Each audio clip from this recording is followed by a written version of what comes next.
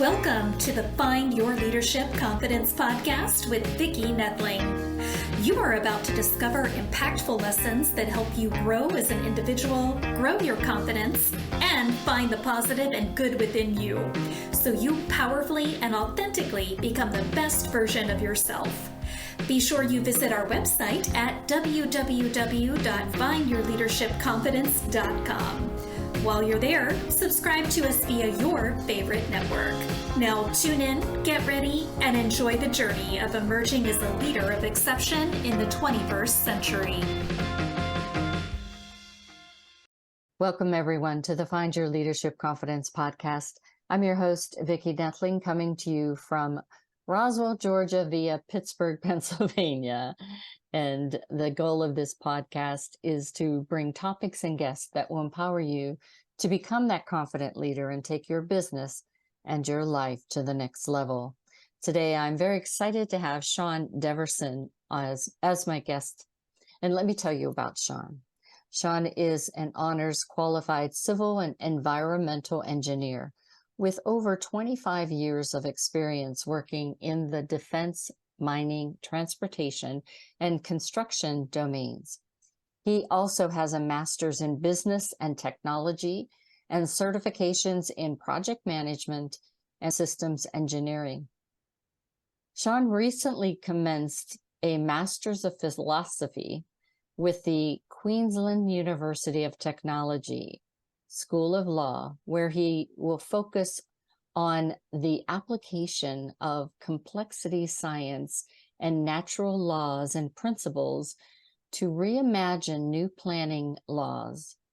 Shaun formerly served in the Royal Australian Navy and Australian Army Reserve. Through his diverse experiences, Shaun has acquired a broad array of rich insights and skill sets within areas of leadership, sustainability, risk, and complex project management. These were acquired in a multiple array of contexts and areas of responsibility, including management director, project manager, sales and independent auditor, and verifier for major construction projects. From these experiences, coupled with his ability to deliver philosophically reasoned and evidence-based insights, Shaun is regularly invited to deliver and chair conference panels with a focus on the future of work, innovation, risk, and abundant opportunities awaiting governments and corporations committed to transformation based on regenerative practices. Today, I thought we would delve into the topic of leadership through turbulence and complexity. Please join me in welcoming my guest, Shaun Deverson. Shaun, such an impressive background and a lot of things that are in synergy with my background, project management, leadership. And I love the whole idea of thinking of how we can do things better through our new technologies, AI and whatnot that's coming along. So very excited to chat with you today and welcome you to my podcast. Great to be here, Vicki. Thank you for the opportunity. So we always start out with the easy question, which is tell everybody, even though your accent gives it away, where do you call home? My home is Australia, South Australia. I live in the capital city of South Australia, in Adelaide. I've lived all around Australia, being an army kid. I have quite a rich military background, but call Adelaide home right now.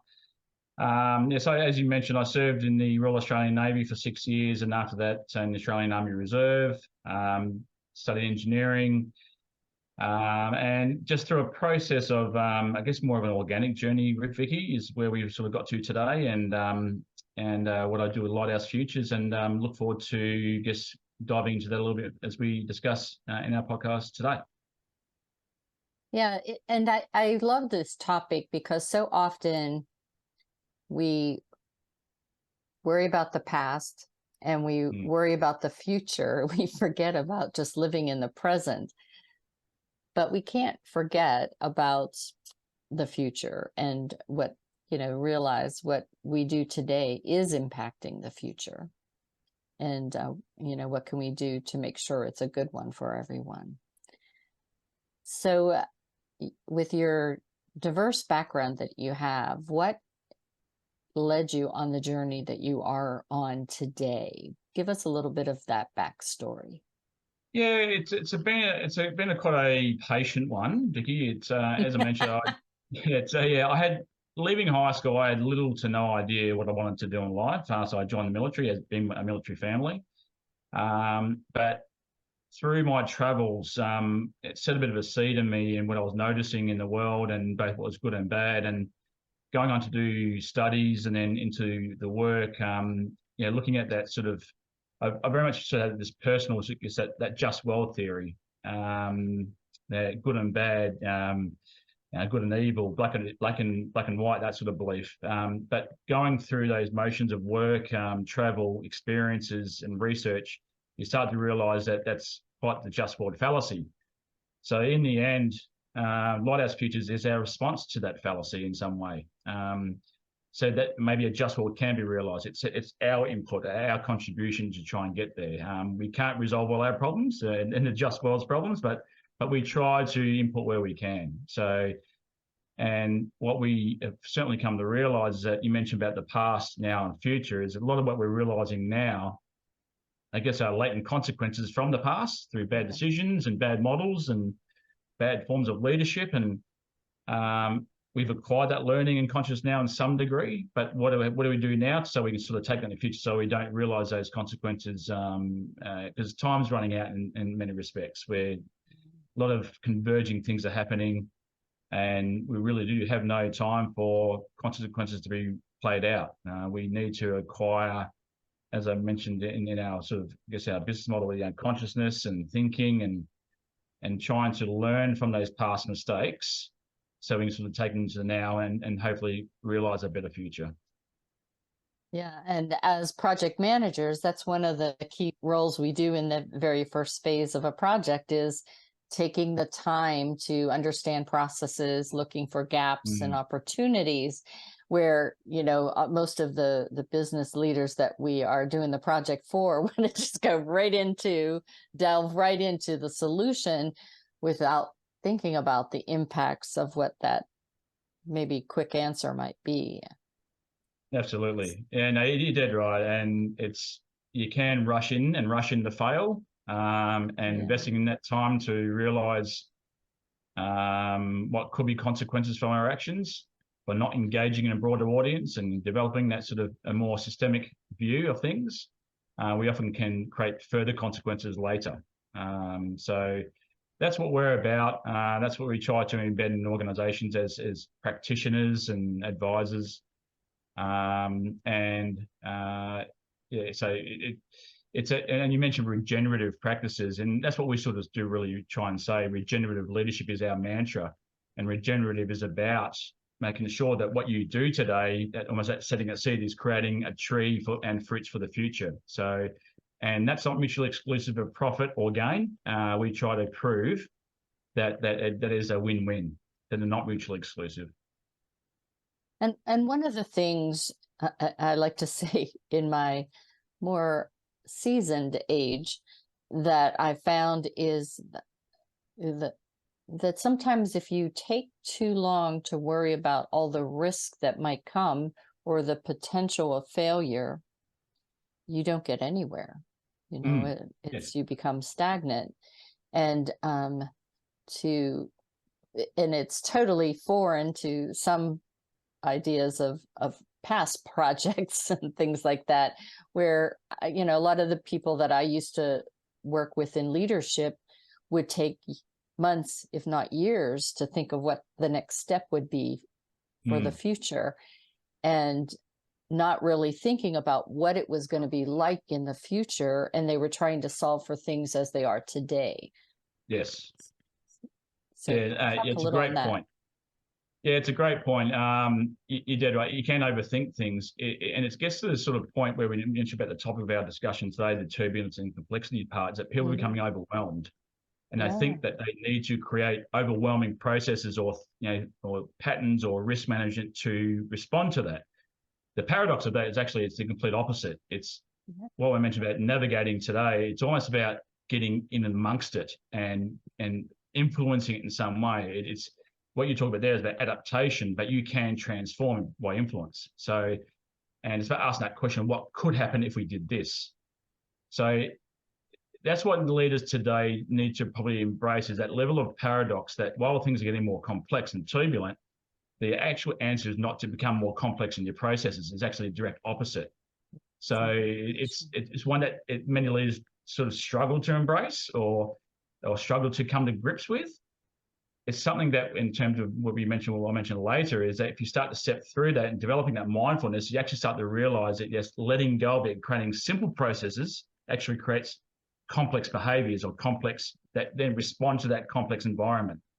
So it's about creating an environment that's more, it is adaptive, but also very flexible and organic, and riding with the complexity rather than trying to ride against it.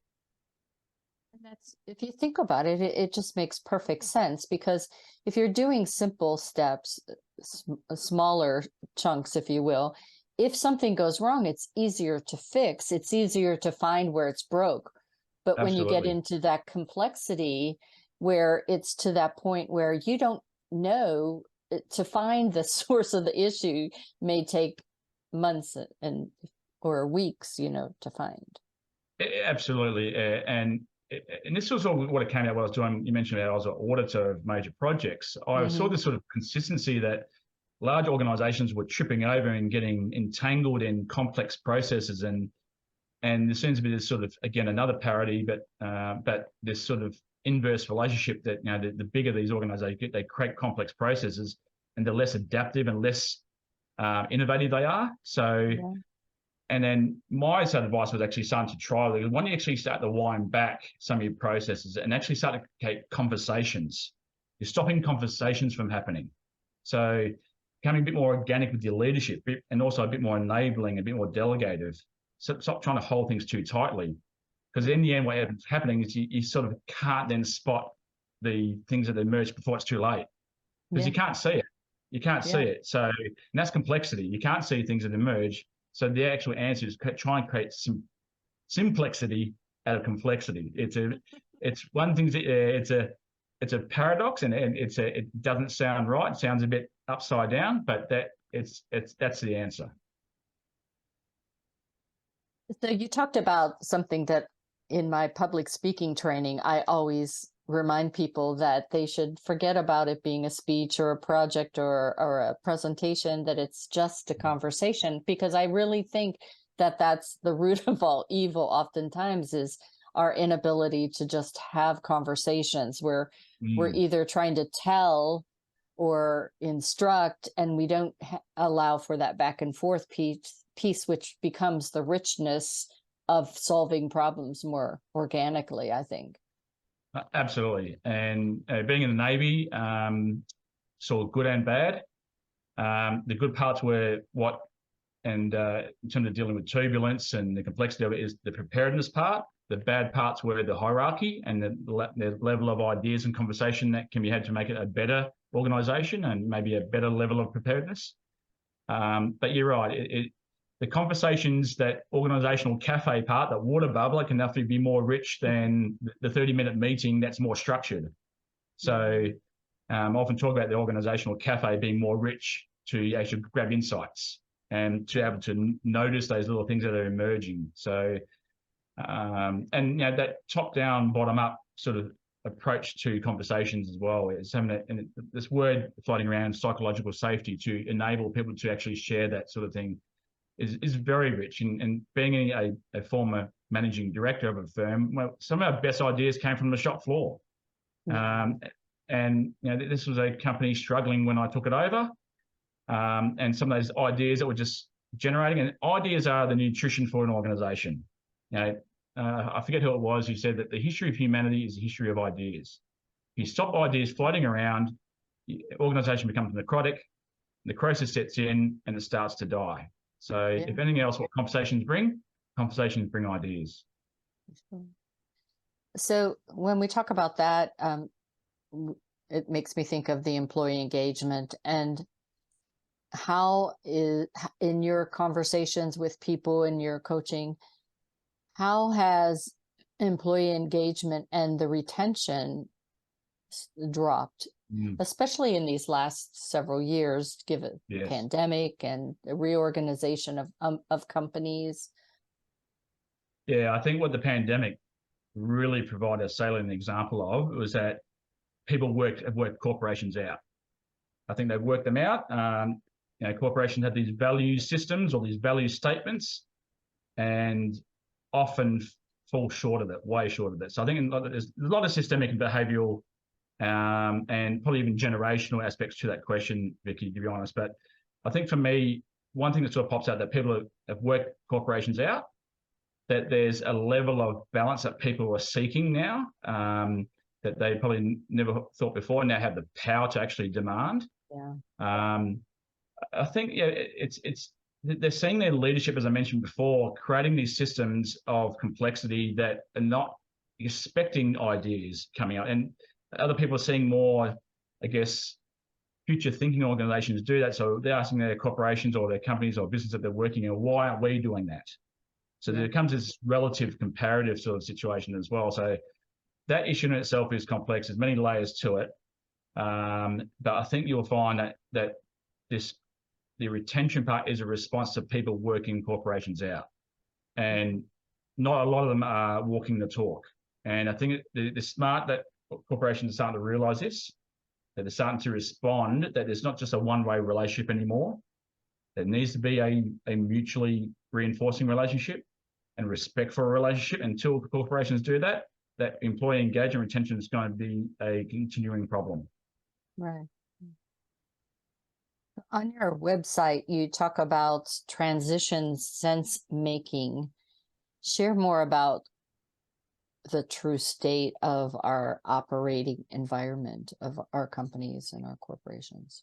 Yeah, it's a bit of what I've sort of touched on a little bit there, is that we need to realize that a lot of the problems that we're encountering now have come from the past. These aren't just, a lot of people talk about VUCA and complexity and turbulence as a new thing. It's not a new thing. It's latent consequences, a latency from previous bad decisions and models that we unfortunately have to absorb now today. That's the reality. So that's the operating environment.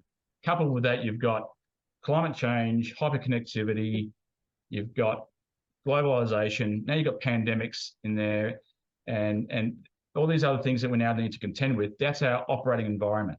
So this notion of sense making is ability to actually then create, okay, what do we do to create strategies? And I guess I don't use roadmaps, as you're well aware. I think we'll get on the Seacharts in a second. How can we get into this notion of how do we create a strategy and all that? So, but for me, it's actually nothing to be scared of. It's actually something to leverage. I always believe in a crisis, in something like a pandemic, there's always silver linings, or there's always benefits, or there's parts of that actually are quite something to lean on or to leverage. I think I like the word leverage. So that's the sense-making part. So when we talk about transition, we are more getting to the transition phase, because we are acknowledging that we're probably haven't gone through something like this, probably not seen since the Industrial Revolution. All these changes, especially technological. We're about to go through a phase now where new technologies are going to redefine and shape humanity for the next 100, 200 years. A bit like what the Industrial Revolution did 250 years ago. So this transition part is very critical at the moment. So upskilling, training of people, new jobs, future of work. You mentioned AI before, Vicki, and robots and things like that. A lot of people are scared of that. I actually think that's something to embrace in some way. Humanity roboticized itself through these last 200 or so years. We became robotic in our jobs and what we do, and I think that's also a little bit where the mental health and well-being issues sort of come into it in some way. So let the robots do the robotic jobs. Let's see what we can do to be more creative, create ideas, and be a bit more imaginative. That's where I see the discussion where it should be had, not this fear and concern discussion about AI and robots. So we look at transition as a very positive thing, but important that it needs to be done now, because the next 15, 20 years are going to shape where humanity sits at, say, in the year 2040 or 2050. So if that's not done, there will be people left out, as what happened in the Industrial Revolution. I absolutely agree. You know, my last projects were related to embracing that new technology, because where I worked was a large transportation company, and a lot of those mundane, robotic, as you will, kind of jobs, nobody really wanted. And so the workforce was dwindling, but the size and the need was growing. And Yes. so what is the solution? And the solution is this technologies, these different ways to automate and whatnot. And so it's new frontier. Yep. To me, it was exciting to be able to put in on my what if hat and start to say, okay, what if we did this? And sure, we don't know where we're going to go or if it's going to work, but let's try it. Absolutely. And it's come at a really good point, because it's come at that juncture where you mentioned about the employee engagement retention part. I think employers want to do more meaningful work, more creative work. So the robots have come at a good time, I think. It's not the panacea, and I'm very big on not technology being the panacea for our ills and our problems. We've got to be careful not creating further consequences. We've got to be smart about our technology, making sure AI is deployed for good and not bad, and things like that. We've got to be very careful in that way. We can probably learn from the internet that way with AI and other things. But I think it's come at a good time for humanity to be more creative. And if we're going to go down this economy of data and robotic job, we'll let them do it, and we'll get on with the creative and imaginative stuff.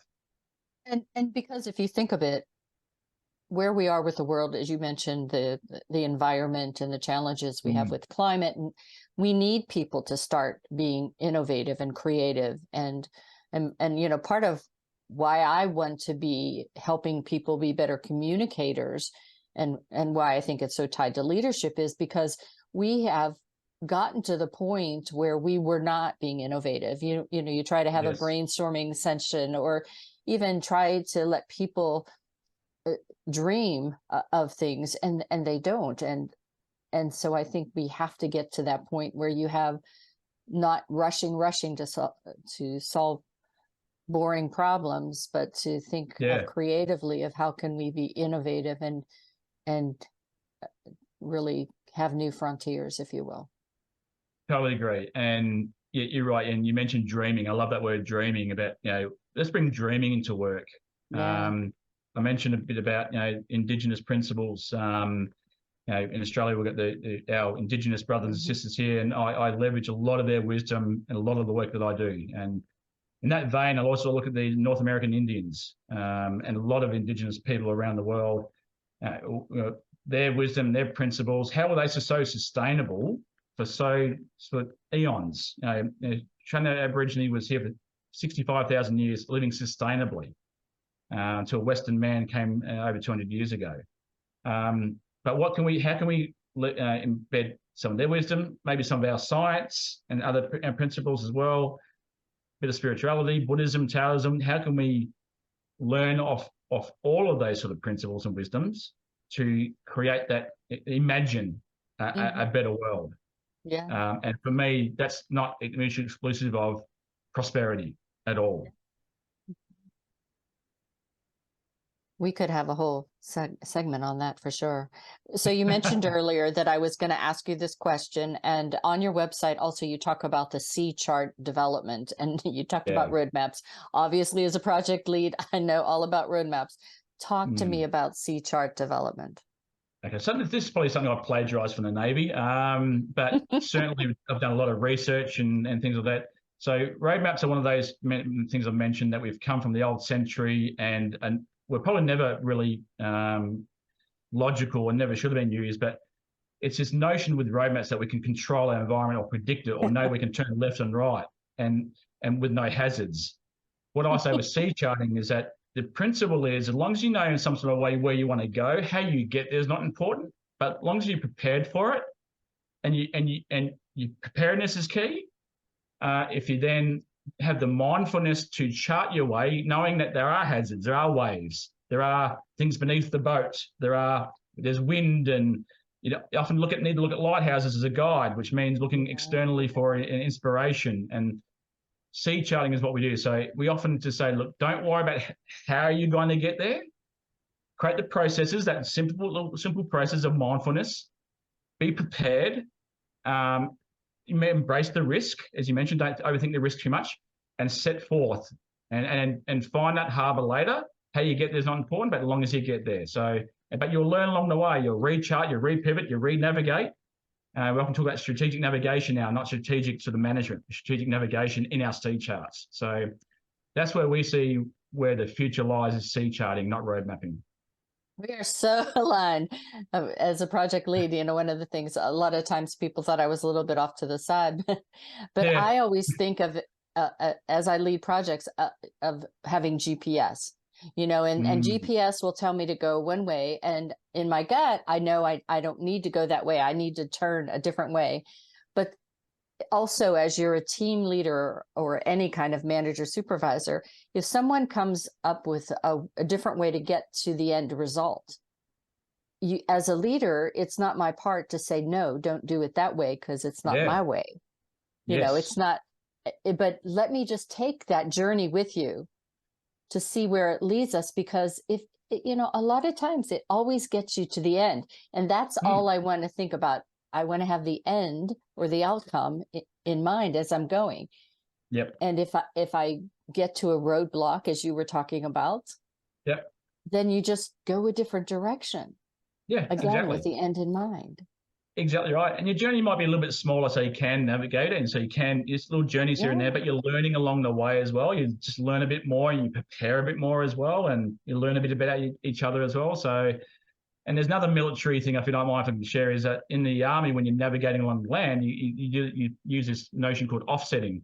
So when you're navigating, you offset slightly off your target, because then when you get to that point, it's to your right or to your left, not where is this? So, offsetting is actually a really good navigational tactic. Yeah. Just go to, because that way that whatever your risks are over this side, or so you deliberately sort of offset off your target, or maybe do something a little bit shorter, and then sort of just hovering there to then know what to do next. So it just allows you that agility, that ability to just know where you are and then pivot. No, it's a bit of a cliche word in business today, but to create that agility, that level of awareness of where you are. So then you learn, and then you go again. So. As you were saying that, and I'm not a big time golfer, but my husband loves to golf. And so I was just thinking of, you're on the putting green. And so for me, I always was a little short of the hole, because I knew then my next distance was much smaller and more attainable than if I had this long putt, and my chances of hitting it were much less. That's a really good analogy, actually. I might use that one. I play a bit of golf too, and you're right. Sometimes you got to realize your sort of abilities, and sometimes not trying to aim for the flag is the right. Just maybe being a bit short, because then you know exactly where the flag is. So it's a really good analogy. I like it. Yeah. There you go. You can. All right. And so I wanted to chat a little bit about your 3 fundamental principles: consciousness, system thinking, and experience-based management. And I know we touched on a lot of these throughout this, but what was the driving force for you to come up with that, and speak just a little bit about each of them? Yeah, they sort of reinforce each other, but the consciousness part is about what I sort of mentioned before, about doing a lot of research and reading and embracing different things. And going back to my sort of the organic journey I mentioned before, that was, I guess, a consciousness journey, if anything else. It was about reading things and understanding that maybe the just world thing isn't real. And I felt a bit also in some sort of way with my own education in school, and that you learn about all the world wars and all this sort of stuff, and colonization and why things happen. You start to realize that things happen probably for other reasons, or there's another truth, or another version of the truth in that sort of regard. And then learning about other people's histories as well. And that conscious part, actually, my latest business book now, Vicki, is I read a lot more anthropology than more business texts, or scientific. I often say to people in sustainability or just in leadership, you read too many leadership books or sustainability, but you've got to get outside of your own sort of field sometimes to learn something different, a different viewpoint. So I'm learning a lot more about anthropology now, about culture, even about language, the important aspect of language. And you talked about conversations before. How did the North American Indians have conversations? How do they distribute leadership?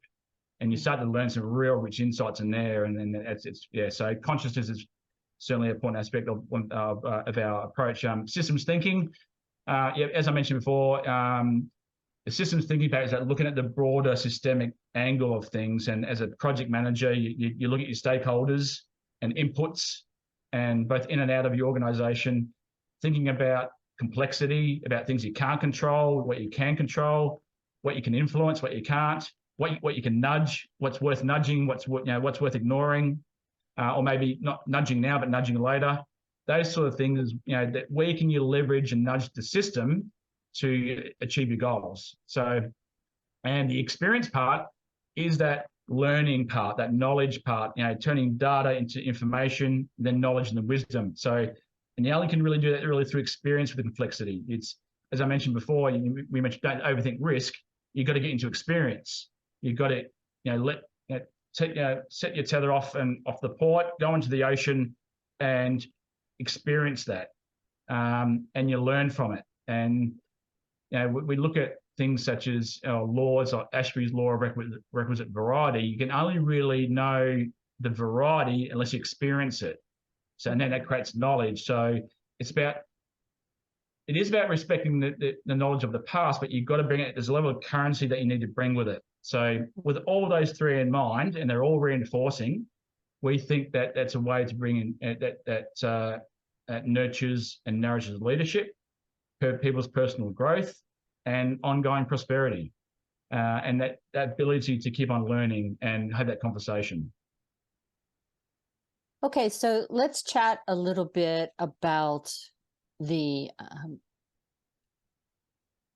what you see is the three things that people need to really look at going forward to be able to accomplish the company's mission, to really be effective in their leadership, and be able to handle the turbulence and the complexity that we have in this new environment. I mean, really true kind of business today. Yeah, so the three things I would really implore people and leaders to do is look at your processes and systems and really try and understand what the health of that is, and whether they believe it's optimal, and what are they trying to achieve. As I mentioned before, there's this notion that the response to complexity is create more complex processes, and what they will often find is that will only lead them down a more slippery slope, and it's and yes, dealing with that, it can be I guess a struggle or a challenge for a lot of businesses, but as I mentioned before, going through that part of just testing it out is something I really implore. The second part is understanding. The other part would be their more broader ability to influence the system, and how they can influence the system in terms of their supply chain, their customers, and even their communities. One of the things I really implore companies to do is really start thinking and acting outside their four walls. I think the future organization, the future of work, is one that will embrace their community a lot more than what's been done in the past. Not only as a good thing, that's what they should do, but it's a should do in terms of that's going to give you the information and that nourishment, the ideas that's going to continue to be that organization to be prosperous into the future. So create the ability for your organization to be more open-minded. I always heard this great comment from Frank Zappa. He said that I think it was, a mind is a bit like a parachute. If it's closed, it'll never work, or it'll lead to death. So you've got to be open-minded and open source, and I've always heard these these differences and comparisons between Australia and America. Is that America's more open-minded. What I've been sort of being told about, where Australia can be quite closed-minded. So it's quite a and that's being protective of your IP and your how you do things and your strategies and that. But as I mentioned before, that process is going to disserve you in the future. So you have to actually embrace the openness, which sounds again paradoxical, but that's going to lead to ongoing prosperity in the future. And the third thing I'll certainly leverage is that ability to embrace distributed leadership, that enabling leadership, that adaptive leadership. It's not what you know that will create your ongoing prosperity in the future. It's almost what you don't know, what you need to have the humility to admit. Yes. So it's embracing what you don't know, and that's the consciousness part as well. So embracing ideas of your team and having those conversations and having humility to admit it, and that results some courage to admit that. Yeah. So that's the three things if anything I'll leave today, and really implore people to embrace. So the last question I would have as a rapid fire is, you talked about enduring prosperity, and I just wanted you to just quickly just say a few things about that. Yeah, think paradoxically. I would say, as I mentioned, being more open-minded, having humility. The enduring prosperity will come by almost engaging in actions, behaviors, and creating systems that probably almost go paradoxically and opposite or the antithesis of what was done before. So it's get outside your four walls, start acting behind four walls, embrace risk, embrace uncertainty. Don't try and control it. Don't try and force it. That's where we've gotten to the issues of now. And so, and then as I mentioned before, this transition we're going through, the enduring prosperity through this transition, the ones who will come out the other side are ones who will keep on having those conversations and embracing both your inner team and people outside your stakeholders. And that can be quite broad, your stakeholders. It's more than just your customers. Engage your unions, your charitable organizations, all those sort of things. Embrace their ideas and what they see where the world's going. If you have that richness of information coming in, that enduring prosperity will come the most. If you still want to act in your four walls and trying to protect that, that's the slippery slope in this transition. Thank you. It's been awesome talking with you. I could talk with you for a long time. Yeah, but we do have to end this. We'll just have to have you back again. But as always, I have contact information for Shaun that you can be able to connect with him, learn more. The website that you would want to go to is https://lighthousefutures.com.au. Again, lighthousefutures.com.au. He's on LinkedIn at Shaun Deverson. I'm going to let Shaun talk to you about his call to action of what you can find on his website and other important information. Yeah, so from this podcast, Vicki, we're very keen to speak to people. So the first 10 inquiries that do come through will receive 30 minutes worth of free coaching and advisory services. So, come to inquire at that email address there. You'll find it on the website. Just provide some context and we can arrange a Zoom and have a chat. Awesome. So everybody, you want to grab that screenshot. And again, you can email him at enquiries inquiries at lighthousefutures.com.au. So we have had a lot of information here shared today. It has been a pleasure. Again, a lot of insights being shared by Shaun, and I hope you all did take notes. Again, take note of that website. Please visit Shaun, and those first 10 people take advantage of that free contact call with him, discovery call. As always, Shaun, I remind everyone that life is a journey, and it's up to you to enjoy the ride. This is Vicki Noethling signing off. Thank you for tuning into the Find Your Leadership Confidence podcast with Vicki Noethling, where we share impactful lessons that help you grow as an individual, grow your confidence, and find the positive and good within you so you powerfully and authentically become the best version of yourself. Remember to visit our website at www.findyourleadershipconfidence.com and enjoy even more great episodes like this one. Again, while you're here, subscribe to us via your favorite network. We look forward to seeing you next time on the Find Your Leadership Confidence podcast.